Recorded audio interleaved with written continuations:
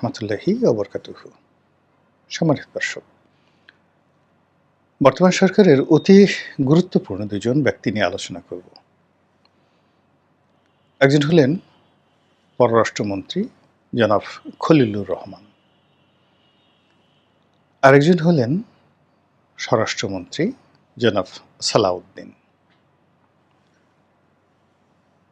তাদেরকে নিয়ে আলোচনা করা এই মুহূর্তে রাজনীতির একজন ছাত্র হিসেবে আমাদের জন্য গুরুত্বপূর্ণ, এবং আপনারা যারা দেখবেন আমার এই অনুষ্ঠানটি আপনাদের জন্য গুরুত্বপূর্ণ। রাজনীতিতে গেম মেকার, কিং মেকার বা সারা জীবন রাজনীতি করার পরেও কপালে আলু ভর্তা জুটে না, আর কোনো অবস্থাতে জীবনে কোনোদিন দল না করে কোনো কিছু না করে একেবারে হঠাৎ করে এসে মন্ত্রী হওয়া, বড় পদ পদবি পাওয়া, রাষ্ট্রের বড় পদ পদবি দখল করা, এই জিনিসগুলো যদি 90% হয়, এই সুবিধাগুলো যারা 90% ক্ষেত্রে যারা পায়, তারা কেন পায়? এই দুজনের যে উত্থান, এই দুজনের যে সফলতা, এই দুজনের যে গুরুত্ব এই মুহূর্তে, এটা বর্ণনা করলে আপনারা বুঝতে পারবেন। আর অন্যদিকে একজন শামসুজ্জামান দুদু, আসাদুজ্জামান রিপন, সানাউল হক নিরু, কিংবা ধরুন মির্জা ফখরুল ইসলাম আলমগীর, ডক্টর মঈন খান, এরপরে আরও যারা আছেন বিএনপির গুরুত্বপূর্ণ, গয়েশ্বর চন্দ্র রায়, যারা এই দলটির জন্য জীবন জারে জার করে দিয়েছে, আমানুল্লাহ আমান, ফজলুল হক মিলন, নাজিমউদ্দিন আলম, অনেকের নাম বলা যাবে।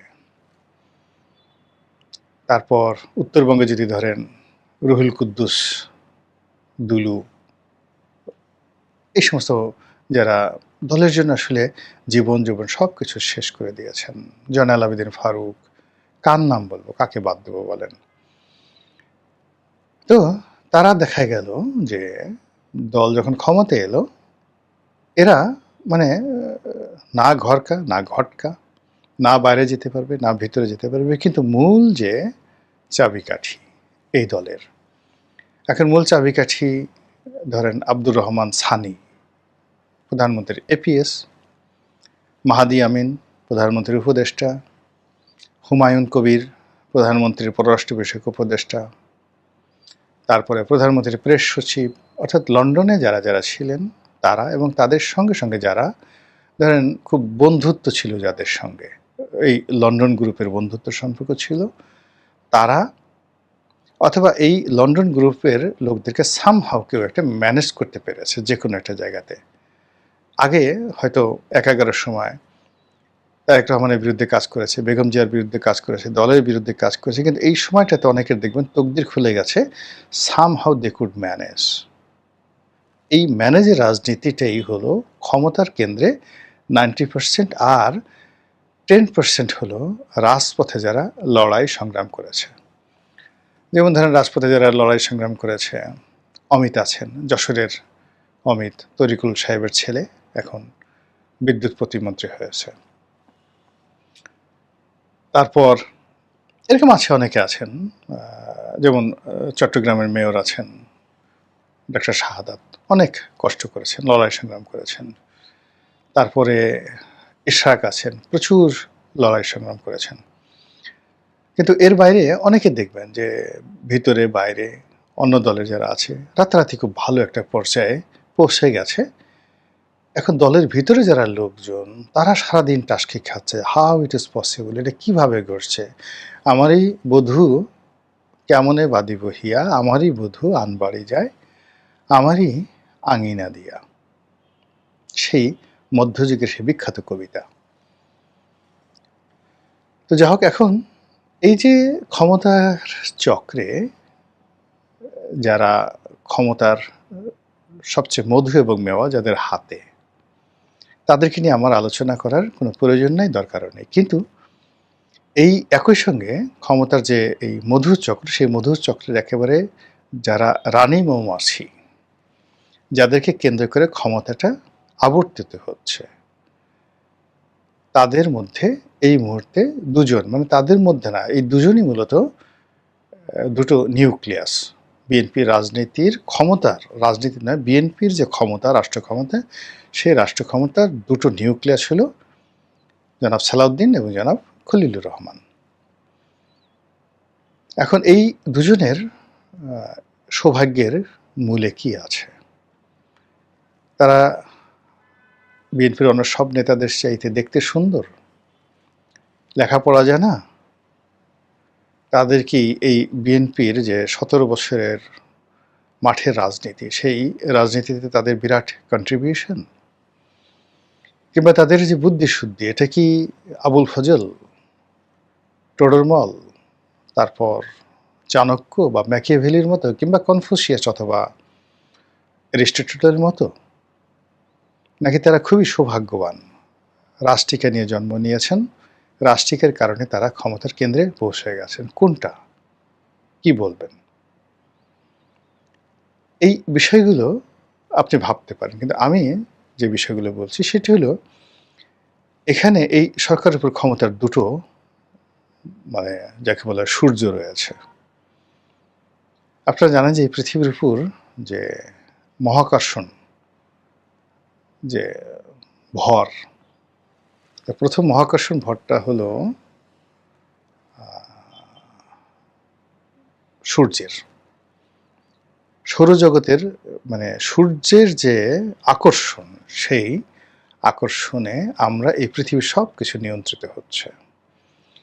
এই মুহূর্তে যদি সূর্যের মতো এই বাংলাদেশকে আকর্ষিত করে রাখে ম্যাগনেটিক পাওয়ার দ্বারা, মানে সূর্যের চারিদিকে যেভাবে পৃথিবীকে ঘুরতে বাধ্য করা হয় বা ঘুরতে বাধ্য হচ্ছে নিজস্ব কক্ষপথে, এইভাবে বাংলাদেশ ঘুরতে বাধ্য হচ্ছে হোয়াইট হাউজের ইঙ্গিতে, আমেরিকার ইঙ্গিতে, আমেরিকার কথায়। এটা সর্বসাধারণ যারা আমরা লোকজন আছি, আমরা এটা মোটামুটি বিশ্বাস করি বা আমরা এটা জানি। এই গেল এক। দ্বিতীয়ত, আমেরিকার বাইরে ভারতের একটি ভীষণ রকম প্রভাব রয়েছে, এবং এই মুহূর্তে যদি বাংলাদেশের উপর ভারতের নিয়ন্ত্রণ বা আকর্ষণ, এটিকে আপনি যদি মহাকর্ষণ নাও বলেন, তবে চন্দ্র, চাঁদ যেভাবে পৃথিবীতে জোয়ার ঘটায়, ভাটা হয়, অমাবস্যা এবং পূর্ণিমার যে প্রতিফল আমাদের প্রকৃতি এবং পরিবেশে ঘটে, ঠিক তদ্রূপ ভারত আমাদের দেশের নদীনালা, পথঘাট, মানে চাঁদের যে আকর্ষণ, চাঁদের যে টান, চাঁদের টানে যে মরা কাটাল, ভরা কাটাল, জোয়ার ভাটা হয়, ঠিক তদ্রূপ ভারতের কর্তৃত্বে, ভারতের প্রভাবে আমাদের এই দেশে দীর্ঘদিন ধরে অনেক কিছু হচ্ছে এবং এখন আরো বেশি হচ্ছে। সবাই বলাবলি করে, এটা সত্য মিথ্যা আল্লাহ জানেন, আর যাদের সম্পর্কে বলে তারা যে বলতে পারেন, এটা ওপেনলি এখন আলাপ আলোচনা হচ্ছে। সেটা হলো আমেরিকার বিশ্বস্ত প্রতিভূ, রিপ্রেজেন্টেটিভ, এটিকে আপনি ইংরেজিতে ভাইসরয় বলতে পারেন, তাদের মিত্র বলতে পারেন, বন্ধু বলতে পারেন, প্রতিনিধি বলতে পারেন, ট্রাস্টওয়ার্দি ম্যান বলতে পারেন, জনাব খলিলুর রহমান। তিনি যেভাবে একেবারে অনেকটা নাটকীয়, অলৌকিকভাবে সেই সুদূর আমেরিকা থেকে এসে ডক্টর মোহাম্মদ ইউনূসের সরকারের সংযুক্ত হলেন, এবং যেভাবে একটি অদ্ভুত নতুন একটি পদ, নিরাপত্তা উপদেষ্টা, সেই নিরাপত্তা উপদেষ্টা রূপে যেভাবে নিয়োগ লাভ করলেন, আমরা রীতিমতো অবাক হয়ে গেলাম। তারপর আমরা যেটা দেখলাম যে সেনাবাহিনী তাকে পছন্দ করছে না, এবং আমরা জানি যে বাংলাদেশে সেনাবাহিনীর ক্ষমতা এতটাই বেশি যে সেনাবাহিনী না চাইলে এদেশে কোনো কিছুই হয় না। তো সেখানে তিনি নিরাপত্তা উপদেষ্টা হলেন, সেনাবাহিনী পছন্দ করছে না, তাকে কোনো ক্যান্টনমেন্টের অনুষ্ঠানে আমরা দেখছি না, কিন্তু তিনি নিরাপত্তা উপদেষ্টা, সেনাবাহিনী তাকে কিছুই করতে পারছে না।